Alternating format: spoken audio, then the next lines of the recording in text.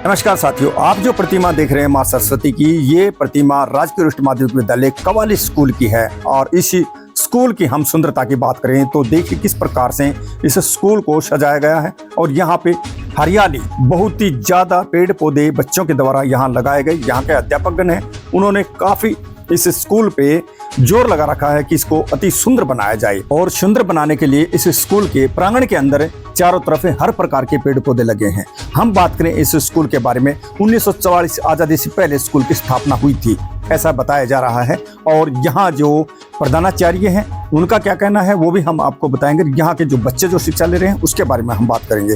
फिलहाल हम आपकी सैर करवाते हैं इस स्कूल के प्रांगण की। आप फिलहाल जो स्मारक देख रहे हैं ये स्मारक है बाबूराव मोहर सिंह स्मृति स्मारक, शहीद राम स्वरूप जी की। और ये उसी समय स्थापित की गई थी, तब इस स्कूल के प्रांगण में इसका उद्घाटन किया गया था। लेकिन अभी फिलहाल हम आपको दिखाना चाहेंगे, स्तंभ देख रहे हैं, ये भारतीय संविधान की स्थापना व स्वतंत्रता दर्शाता है। ये स्तंभ भी इसी के सामने लगा हुआ है। यहाँ जो भी चीजें हैं अलग हटके हैं। अभी फिलहाल आपको यहाँ अध्यापक 1944 आजादी से पहले स्कूल की स्थापना हुई थी, तब से लेकर आज तक 2025 तक जिन बच्चों ने टॉपर किया था उन सभी का गौरव पट्टा लगाया हुआ। हम बात करते हैं यहाँ की शिक्षा की। ये देखिए किस प्रकार से अच्छे तरीके से यहाँ बच्चों को बिठा के और अध्यापक अपने द्वारा उन बच्चों को शिक्षा दे रहे हैं। क्योंकि हर जगह टीचरों की अहम जरूरत होती है, गुरु के बिना कुछ भी नहीं ज्ञान मिलता। और जो एलईडी हम आपको दिखाई, इस एलईडी के द्वारा बच्चों को लाइब्रेरी के अंदर शिक्षा दी जाती है। यहाँ के प्रधानाचार्य का कहना है कि हमारे हर कमरे में सरकार की तरफ से एलईडी लगी हुई है। इसके अलावा कंप्यूटर लैब की हम बात करते हैं तो हर बच्चे के सामने कंप्यूटर रहता है और बच्चा अपनी स्टडी अच्छी प्रकार से करता है, क्योंकि समय अनुसार बच्चे को कंप्यूटर की जरूरत पड़ती है। और ये आप देख रहे हैं कितना सुंदर लाइब्रेरी का दृश्य, और चारों तरफ अलमारियां लगा रखी हैं। इसके अलावा ग्राउंड की बात करें, ये देखिए ग्राउंड के अंदर किस प्रकार से बच्चे अपनी स्टडी कर रहे हैं, बिल्कुल आराम से बैठे हुए। अभी यहाँ के प्रधानाचार्य जी से मिलाते हैं, उसका क्या कहना है इस स्कूल को लेकर। एक बार फिर हम आपके साथ बन चुके हैं, मैं कुलदीप दहिया, दैनिक हरियाणा टाइम्स से। और आज हम डिस्ट्रिक्ट रेवाड़ी के government senior secondary school qawwali है, इसके अंदर उपस्थित है। हमारे साथ यहाँ पे 2 बेटियां और एक अध्यापकगण बने हैं। जो शिक्षक यहाँ हमारे साथ बन चुके हैं वो यहाँ के बच्चों के लिए जो दिन प्रतिदिन जो गतिविधियां कर रहे हैं, क्या मेहनत कर रहे हैं, उसका खुलासा करेंगे। और ये जो 2 बेटी हमारे साथ बनी है, इनके द्वारा आज हम यहाँ पहुंचे हैं। क्या इनके द्वारा ऐसा कार्यक्रम किया गया कि हम यहाँ पे पहुंचे हैं। वैसे तो सरकारी स्कूलों पे दिन प्रतिदिन उंगलियां उठती हैं, कुछ % स्कूल ऐसे हैं जो चुनिंदा नाम अपना ऊपर लेके जाते हैं, और आज यहाँ का ये गवर्नमेंट स्कूल के अंदर ऐसा कार्यक्रम हुआ है। तो हमारे साथ सबसे पहले यहाँ बेटी बनी है। ये बेटी कहाँ से है, कौन सा गांव है, ये बताइए बेटी सबसे पहले। My self Jyoti from qawwali district Rewari. और आपके परिवार में कौन कौन है? मेरी मम्मी है, मेरे पापा और भैया और मैं हूँ। बेटे अभी जैसे हमें प्रिंसिपल महोदय ने बुलाया यहाँ पे, किस लिए बुलाया गया आप बताएंगे जरा। सर ये बताना चाहते हैं कि हमारे स्कूल से भी 2 लड़कियां हैं जो नेशनल लेवल पर खेली हुई है। कौन से गेम के अंदर गए आप? सर आप गए थे? नहीं, हम 2 लड़कियां गई थी। हम टोटल 3 लड़कियां थे नेशनल में, एक दीपिका और रिंकी और मैं थी ज्योतिना। कौन सा गेम था? Sir hockey. हॉकी। तो उस हॉकी के अंदर आपका क्या रहा वहाँ पे, तब आप यहाँ पहुँचे, आपने उसके अंदर पार्टिसिपेट किया, हॉकी के अंदर आप खेले हैं, तो वहाँ पे कौन सा स्थान रहा और किस प्रकार से आपकी तैयारियाँ होती हैं? सर इधर हम सुबह शाम डेली ग्राउंड पे जाते हैं, हमारे कोच प्रैक्टिस करवाते हैं सुबह शाम डेली। रेगुलर यही है कि सुबह शाम जाओ, डाइट लो अपनी, और सर इसी तरह से हम मेहनत करें। और हमारे नेशनल में सिल्वर मेडल आया हुआ है रोहतक। सिल्वर मेडल आप लेके आए आपके स्कूल के लिए? जी सर। और कहते हैं कि बेटियां बेटों से कम नहीं है, और हकीकत में अब तो कम है ही नहीं। हर क्षेत्र में बेटियां ताबड़तोड़ अपना अभिनय निभा रही हैं और अपना वो जो इनका कर्तव्य है उसको भी निभा रही हैं। तो बेटे आपने कैसे सोचा कि मैं कि हॉकी प्लेयर बनूं, इसके अलावा और गेम के अंदर आपकी रुचि नहीं थी क्या? सर इधर तो हमारी हॉकी थी। मेरे पेरेंट्स ने कहा कि बेटी आप भी हॉकी खेलो। मैंने उनसे मना भी किया था कि नहीं मैं नहीं खेलूँगी, स्टडी बहुत अच्छे है, मैं कर लूँगी स्टडी। सर उन्होंने स्टार्ट करवाया था, और सबसे पहले हमारे अमनदीप कोच, उन्होंने ही मेरे से हॉकी पकड़नी सिखाई थी। उसके बाद हमारा ट्रांसफ़र अमनदीप सर का अम्बाड़ा हो गया था। उसके बाद हमारी वीरेंद्र सर आई थी, उनकी वजह से मैं आज नेशनल लेवल खेल चुकी हूँ। जी बेटे, इसके अलावा कुछ ही परिवार ऐसे होते हैं जो बेटियों को आगे बढ़ने के लिए रोकते हैं, टोकते हैं।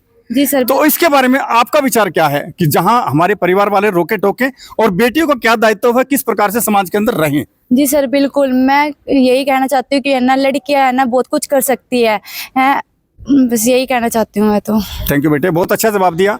अभी हमारे साथ प्रिंसिपल महोदय बने हैं, क्योंकि कहते हैं हर उस पायदान पे ले जाने के लिए एक गुरु की आवश्यकता जरूर होती है, और हमारे दूसरे गुरु नहीं, मैं मानता हूं कि पहले गुरु वो होते हैं जो हमें जो शिक्षा देते हैं, क्योंकि एक शिक्षा ऐसा जरिया है जो हमें आसमान की बुलंदी छुआ सकता है। तो हमारे साथ ही प्रिंसिपल महोदय यहाँ बने हैं हमारे चैनल पे। सर, आपका बहुत बहुत स्वागत है। तो आप क्या कहना चाहेंगे इस मौके पे इन बेटियों को लेकर? मैं अनिल यादव 2023 में मैं यहाँ पर प्रिंसिपल बन के आया था, और मेरा सौभाग्य है कि मैं इससे पहले 1999 से 2004 तक इस स्कूल में बतौर हिस्ट्री लेक्चरर अपनी सेवाएं दे चुका हूं। तो मैं इमोशनली भी इस स्कूल से काफ़ी अटैच रहा, और जब मैंने यहाँ पर ज्वाइन किया तो स्कूल की जो स्थिति बड़ी दयनीय थी और छात्र संख्या हर साल गिर रही थी। तो मैंने गांव के सहयोग से अपने साथियों को साथ लेकर के एक मुहिम चलाई डोर टू डोर हमने, और लगभग आज के दिन 11 गांवों के बच्चे पढ़ रहे हैं। जिस दिन मैं आया उस दिन 116 बच्चे स्कूल के अंदर थे। आज 260 बच्चों की एनरोलमेंट 6 से 12 के अंदर है, और 1 से 5 में 65 बच्चे हैं। यानी स्कूल की स्ट्रेंथ बहुत अच्छी बढ़ी है, और गांव के सहयोग से स्कूल दिन दुगुनी और रात चौगुनी तरक्की कर रहा है। ये जो भी भौतिक परिवेश में जो बदलाव देख रहे हो, शैक्षिक क्षेत्र में जो बदलाव आप देख रहे हैं, और स्पोर्ट्स के अंदर जो हमारी बच्चियां नेशनल लेवल पर 2023 से लेकर के 2025 तक खेली हैं, ये पिछले 3 सालों में सामूहिक प्रयास के द्वारा ये सब कुछ संभव हो पाया है। और कालांतर में ये कभी अहिरवाल की तक्षशिला कहलाई जाती थी स्कूल जो हमारा, लेकिन अपनी आभा और लश्कर को खो चुका था। लेकिन पुनः हम इसकी आभा और कांति को लौटाने के लिए जी तोड़ प्रयास कर रहे हैं, और उम्मीद करते हैं कि आने वाले समय में जो इसका गौरव था वो गौरव दोबारा हम पुनः स्थापित कर देंगे। जी सर, बड़ा सुंदर जवाब दिया, क्योंकि एक अध्यापक बच्चों के साथ पूरा समय लगाता है, गिरते हुए स्कूल को एक उठा के ऊंचाइयां तक ले जाता है। और यहाँ प्रिंसिपल महोदय ने ऐसा किया, इन्होंने ऐसा किया इस स्कूल के लिए। इन्होंने जो कड़ी मेहनत की, आपको सामने अभी बताया सर ने कि कितने बच्चे यहाँ पे थे, आज के दिन कितने बच्चे इनके इस स्कूल के अंदर, इनके प्रांगण के अंदर इनकी शिक्षा ग्रहण कर रहे हैं। इसके अलावा सर, आपका क्या कहना है जो बेटियां हैं इनको लेके और बेटे हैं उनको लेके, क्योंकि दोनों में विपरीत है, दोनों में डिफरेंस है, इन दोनों की शिक्षा को लेके आप क्या कहना चाहेंगे? क्यों बेटियां ज्यादा आगे बढ़ रही हैं और क्यों बेटे पीछे रह रहे हैं? बात वही है, मेरी कड़वी लगेगी आपको, लेकिन मेरा कहने का दायित्व तो हकीकत में ऐसा है, क्योंकि दिन प्रतिदिन बेटे जो हैं वो कहीं ना कहीं भटक जाते हैं। तो सर, आप अपने नजरिए से बताइए, टीचर भी हैं और इसके अलावा आप एक उम्र में भी काफी तजुर्बेमंद है। जी, मैं ये कहूँगा कि किसी भी माँ बाप को बेटे और बेटी में फ़र्क नहीं करना चाहिए। मेरी तो बेटियां भी उन्नत तरीके से कार्य कर रही हैं, बहुत बेहतरीन कार्य कर रही हैं, और मेरे बेटे भी अच्छे कार्य कर रहे हैं। मैं दोनों को बराबर लेकर के चलता हूँ, सबको बराबर समान सुविधाएं देता हूँ। मैं मेरे स्कूल में बच्चों के लिए मैंने क्या किया है अपने छात्रों के लिए, वो मैं थोड़ी झलक में आपको देता हूँ। आप अभी अगर पीछे कैमरा घुमाएंगे तो एक बहुत ही सुंदर गेट हम स्कूल का बना रहे हैं, हेरिटेज गेट है ये। दिखाएंगे, मेरे साथी दिखाएंगे सहयोगी। और जो पर्यावरण को लेकर के जो हमारी सजगता है, ये जो प्लांट्स आप देख रहे हैं, ये सब हमारे इन बच्चों के लगाए हुए हैं, मैंने साथ मिलकर लगाया। और इन पौधों का संरक्षण और संवर्धन, हमें पता है कि हमारे पास स्वीपर नहीं है, हमारे पास पहले पियून भी पर्याप्त मात्रा में नहीं थे, तो हमने ड्रिप इरिगेशन के माध्यम से सभी पौधों तक पानी पहुंचाया, और निर्बाध इलेक्ट्रिसिटी स्कूल के अंदर रहे, बिजली रहे। हमने सोलर का प्रयोग भी किया। 15 साल से पुराने एक जेनसेट को हमने ठीक किया। गांव के सहयोग से मैं दावा कर सकता हूं कि एक बेहतरीन लाइब्रेरी हमने बच्चों को यहाँ पर मुहैया कराई है, जिसमें 9 से 12 9th क्लास से लेकर के 12वीं क्लास तक सभी बच्चों को निःशुल्क जो है वो किताबें यहाँ पर दी जाती हैं, और 1 से 8 तक सरकार मुहैया कराती है। लेकिन 9 से 12 में तीनों फैकल्टी हमारे पास हैं, साइंस भी है, कॉमर्स भी है और आर्ट भी है। बच्चों को हम निःशुल्क किताबें उपलब्ध करवाते हैं। जो ड्रेस आप बच्चों की देख रहे हैं, आप जो बच्चियों ने ब्लेजर डाला हुआ है, पिछले 3 सालों से समाज के सहयोग से हम इनको ये उपलब्ध करवा रहे हैं। और मैं दावा करता हूं कि बच्चों में जो एक इंफीरियोरिटी कॉम्प्लेक्स होता है प्राइवेट स्कूलों को देख करके, मेरे बच्चे जो भी नामी गिरामी जितने भी स्कूल हैं, चाहे वो मैं नाम नहीं लूंगा, जिनको भी आप बड़े से बड़ा स्कूल मानते हैं, मेरे बच्चों की ड्रेस, मेरे बच्चों का स्टैंडर्ड उनसे किसी भी तरीके से कम नहीं है। बच्चे किसी भी प्रकार की हीन भावना के से ग्रसित ना हो, इसलिए मैंने इनके परिवेश को भी चेंज किया है। हमने स्कूल के अंदर पहली अलुमनाई मीट की, और मैं धन्यवाद दूंगा मुख्यमंत्री आदरणीय मनोहर लाल जी ने भी हमारी उस अलुमनाई मीट की वीडियो को देख करके पूर्व छात्रों से आग्रह किया कि अपने अपने संस्थानों को संभालें। और पीछे जो एक पट देख रहे हैं, गौरव पट, ये 1,76,000 की लागत से तैयार हुआ, स्टेनलेस स्टील का है, बोथ साइड में इसके नाम लिखे हुए हैं। हमने उन छात्रों की अलुमनाई मीट की 1944 से लेकर के आज तक जितने भी टॉपर्स यहाँ हुए हैं, उन सबका नाम हमने इस पर उत्कीर्ण किया, और उन पुराने छात्रों ने अपना दिल खोल करके इस स्कूल को सहयोग किया। और मैं ये कहूँ तो कोई अतिशयोक्ति नहीं होगी कि आज जो कुछ बदलाव आप देख रहे हो, इस स्कूल के पुराने छात्रों की शुरुआत से ही ये बदलाव हुआ है। और मैं धन्यवाद दूंगा परमात्मा से, ये आग्रह भी करूंगा कि वो दिव्य आत्मा जहां भी रहे, जिसने रेवाड़ी से 30 किलोमीटर दूर स्कूल की नींव रखी, आदरणीय बाबू राव मोहर सिंह जी, जो अहिरवाल के प्रथम विधायक भी रहे और इस इलाके में शैक्षिक क्रांति की जो अलख जगाने वाले व्यक्ति थे, जिसने इसकी नींव रखी। आज हम उसकी नींव जो दरक रही थी पिछले कालांतर के अंदर, हम सभी मिलकर के इसको दोबारा उसी स्वर्णिम इतिहास की ओर लेकर के जा रहे हैं जिसकी कल्पना बाबूजी ने की थी। Thank you sir. बड़े ही कॉन्फिडेंस के साथ प्रिंसिपल महोदय ने जवाब दिया, और ऐसा होना भी चाहिए। ऐसे शिक्षक को ऐसा होना भी चाहिए, मजबूती से उन बच्चों को शिक्षा देनी चाहिए जो बच्चे उनके पास आते हैं, और उनके पेरेंट्स एक विश्वास के जरिए उन बच्चों को इन तक सौंपते हैं कि हमारा बच्चा इनके कर कमलों में रहने के बावजूद एक अच्छा अधिकारी बने, अच्छा शिक्षक बने। तो हमारे साथ बने रहना साथियों। आप देख रहे थे दैनिक। साथियों, अभी हम इसी क्लास के अंदर जाते हैं और यहाँ देखते हैं कौन सी क्लास है। फिलहाल ये इधर गेट है, इस गेट के अंदर 2 टीचर्स हैं नजर आ रही है मेरे को, और इसी के सामने बच्चे हैं इधर। नमस्कार। कौन सी क्लास में? सर ये 12th साइंस है। कितने बच्चे हैं इसके अंदर? सर ऐसा है, मैं तो इंग्लिश पोस्ट पे हूँ ना, तो हमें तो तीनों स्ट्रीम इकट्ठी लेनी पड़ती है। वैसे साइंस में 12 स्टूडेंट है हमारे पास। साइंस के 12 स्टूडेंट है। हाँ जी मैम, यहाँ ड्यूटी आपकी है, बताइएगा मैम इसके बारे में। क्या सब्जेक्ट है आप पे? मैं यहाँ पीजीटी हिंदी हूँ, हिंदी पढ़ाती हूँ 9 से 12 के बच्चों को। अभी इस ईयर का लास्ट मंथ चल रहा है, कहाँ तक आपका सिलेबस हो चुका है और क्या अभी तैयारियां बच्चों की कर रहे हैं? बिल्कुल, हमारा जो टारगेट होता है शुरू में ही फिक्स हो जाता है कि हमें अक्टूबर लास्ट या नवंबर के फर्स्ट वीक में सिलेबस खत्म करना है। और हम ये टारगेट बना के चलते हैं कि नवंबर के फर्स्ट वीक के बाद हम रिवीजन शुरू कर दें, क्योंकि दिसंबर के लास्ट में या जनवरी के बाद जब भी हमारे स्कूल रीओपन होते हैं छुट्टी के बाद, तो प्री बोर्ड्स होते हैं, तो बोर्ड की क्लासेस का तो पूरा ही सिलेबस आता है, और जो नॉन बोर्ड क्लासेस हैं उसमें सेट का एग्जाम होता है दिसंबर में। तो लेकिन टारगेट फिक्स है कि नवंबर के फर्स्ट वीक में सिलेबस पूरा हो जाना चाहिए। उसके बाद जो भी महीने बचते हैं सब में रिवीजन चलता है हमारा। मैम, जो बच्चे सिलेबस के अंदर कंप्लीट नहीं हो पाते, जैसे कुछ बच्चे रह जाते हैं कुछ छुट्टियां मार के, या कुछ कमजोर बच्चे होते हैं, तो उनको आप कैसे इनके बराबर लेके आएंगे? उनके ऊपर कितना आप प्रेशर डालते हैं, या उनके ऊपर कैसे उनको तैयारी करवाते हैं? नो, ये जो एजुकेशन है इसमें प्रेशर तो कहीं भी है ही नहीं कि बच्चे के ऊपर प्रेशर बिल्कुल नहीं डालना।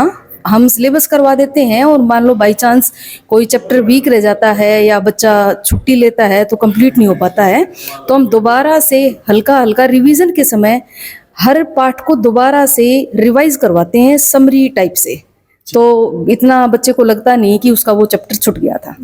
और जो भी वैकेंट पीरियड में करवा देते हैं, या फिर जो भी बच्चे के डाउट्स होते हैं वो लेते हैं किसी भी प्रकार के। आपको कितना समय हुआ है यहाँ बच्चों को शिक्षा देते हुए? आपकी ड्यूटी कितना टाइम? मुझे यहाँ आए हुए 6 साल के लगभग हो गए हैं। 2019 में मैं यहाँ आई थी, और 2019 से मैं यहाँ पढ़ा रही हूँ, और बहुत अच्छा स्कूल है, बहुत अच्छे बच्चे हैं, रिजल्ट 100% आता है, और बच्चे अच्छा स्कोर करते हैं।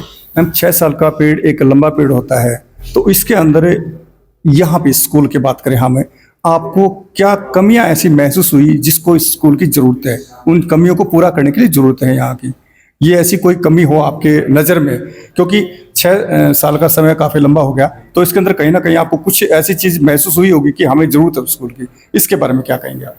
कमी तो क्या कहें कि कई बार जैसे टीचर है वो रिटायर हो जाता है, तो उसके बाद बच्चों को तुरंत टीचर नहीं मिलता, लेकिन वो उसको हम कमी कहेंगे, लेकिन फिर भी वो कमी हम पूरी कर लेते हैं कि जो टीचर यहाँ पढ़ा रहा होता है उसी को वापस बुलवा लेते हैं कि वो हमारा सेशन पूरा करवाए, या फिर वैसे ही कोई भी टीचर जो फ्री ऑफ कॉस्ट पढ़ाना चाहे उसको हम बुलवा लेते हैं, और लोग खुश होकर इस तरह से काम करने आते हैं। बहुत अच्छा जवाब दिया मैम। मैडम ने बहुत ही अच्छा जवाब दिया है, क्योंकि जो टीचर रिटायरमेंट होके जाते हैं वो अपनी सेवा दे सकते हैं, लेकिन कुछ स्कूल ऐसे हैं जहां बच्चों को टीचरों की ज़्यादा आवश्यकता है, लेकिन वहां टीचर 4-4, 5-5 साल तक उस सब्जेक्ट के लिए वहां नहीं पहुंच सकते।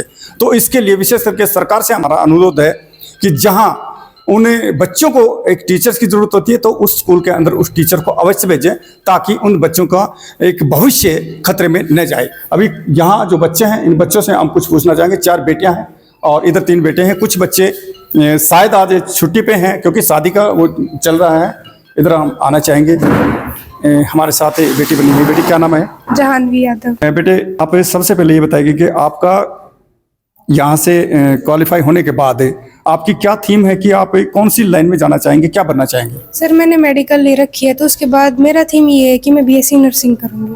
अच्छा बेटे, जैसे कुछ ही बच्चे ज़्यादा करके बोलते हैं कि मेरे को आईएएस बनना है। आप भी इंटरव्यू देखते होंगे, कुछ लड़के भी और लड़कियां भी आईएएस पे ज़्यादा फोकस डाला उन्होंने, लेकिन आपने मेडिकल ही क्यों चुना, इसके बारे में बताइएगा। सर डॉक्टर भी तो चाहिए ना, अगर सब आईएएस बन जाएंगे तो फिर हमारा हेल्थ का ध्यान और फिर हमें कौन देखेगा। बेटे डॉक्टर का दायित्व क्या होता है? डॉक्टर का दायित्व होता है किसी की जान बचाना। किसी की जान बताना।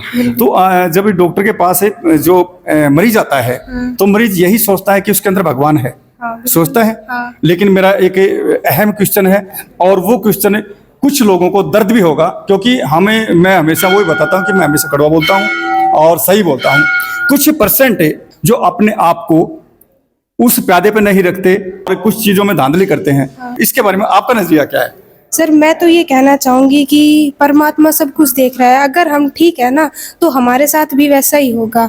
अगर हम कुछ गलत कर रहे हैं, पता सबको होता है कि हम सही कर रहे हैं या गलत कर रहे हैं, तो अगर हम कुछ गलत करेंगे तो हमारे साथ भी वैसे होगा। हमारे आने वाली जो सिचुएशन है, हमारे जो बच्चे वगैरह जो होंगे, जो भी है, उनके साथ भी तो ऐसा ही होगा फिर। ये है शिक्षा। यहाँ कवाली स्कूल के प्रांगण में जो बच्चे शिक्षा ले रहे हैं, ये है शिक्षा, क्योंकि ये जन्मजात से नहीं आता। जो कॉन्फिडेंस आता है बच्ची के अंदर, आपने देखा कितना अच्छी तरीके से इन्होंने दिया। जो हम करेंगे वैसा फल हमें अवश्य मिलेगा। सामने वाला नहीं देख पाता, लेकिन हमारी आत्मा अंदर से देख रही है, तो हमें वहाँ रियलाइज होगा। तो बेटे आप ये बताइए, परिवार में कौन कौन है? मेरे परिवार में हम 4 सिस्टर्स हैं। मेरे मम्मी पापा, दादा दादी।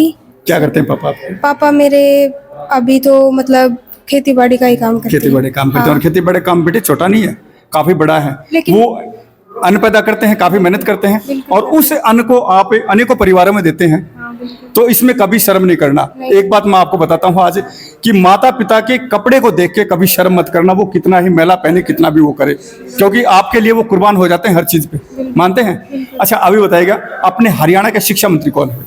महिपाल सिंह डांडा। शाबाश बेटे, थैंक यू। अभी हम आपको इस स्कूल के प्रांगणिक से लाइब्रेरी तैयार की है, जिसमें सभी छात्रों को निःशुल्क किताबें मुहैया कराई जाती हैं। वो तीनों फैकल्टी हमारे पास हैं, आर्ट है, साइंस है, कॉमर्स है। तो बच्चों को, जो गरीब बच्चे जो हमारे आते हैं, सबकी परिवेश लगभग यहाँ पर जो बहुत ही, मैं कहूँ कि बड़ी दयनीय स्थिति परिवारों की है। मजदूरों के बच्चे यहाँ पर आते हैं। तो मैंने एक ही मेरा सपना था कि कोई भी बच्चा पैसे के अभाव में, किताबों के अभाव में, फीस के अभाव में दम ना तोड़े। उन सब का इंतजाम हम यहाँ पर करते हैं। जो गरीब बच्चे हैं उनको किताबें नहीं, ये तो सबके लिए निःशुल्क है। मैं ड्रेस भी उन बच्चों को स्कूल की तरफ से निःशुल्क मुहैया करवाता हूँ। जो गरीब बच्चे हैं, जो अफोर्ड नहीं कर पाते हैं, उनको हम सारी ड्रेस, चाहे उसकी शर्ट है, पैंट है, शूज है, सब हम मुफ्त देते हैं।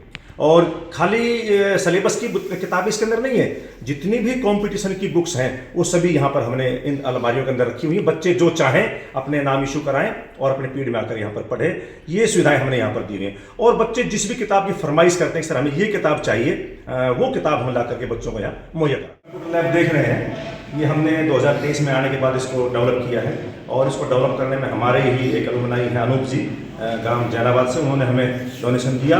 और ये 20 कंप्यूटर जो आप देख रहे हैं बच्चों के लिए हमने यहाँ पर इंस्टॉल किए, और इन सभी के अंदर लेटेस्ट विंडो 10 हमने इंस्टॉल की हुई है, ताकि बच्चे दुनिया से जुड़े रहें। और मैं कहता हूँ कि 21 सदी में कंप्यूटर के बगैर हम कल्पना भी नहीं कर सकते। और NEP 2020 के अंदर तो ये मस्ट है कि भाई शिक्षा जो है वो ICT युक्त होनी चाहिए। सूचना संचार प्रौद्योगिकी का एक उपयुक्त प्रयोग बच्चे उसमें करें, ताकि दुनिया से जुड़े रहें। ऑनर बोर्ड आप देख रहे हैं, ये स्कूल के एलुमनाई, यानी 1944 में आज़ादी से पहले स्कूल की स्थापना हुई थी, तब से लेकर के आज तक जितने भी टॉपर हुए हैं, उन सब का ये गौरव पट हमने स्थापित करवाया।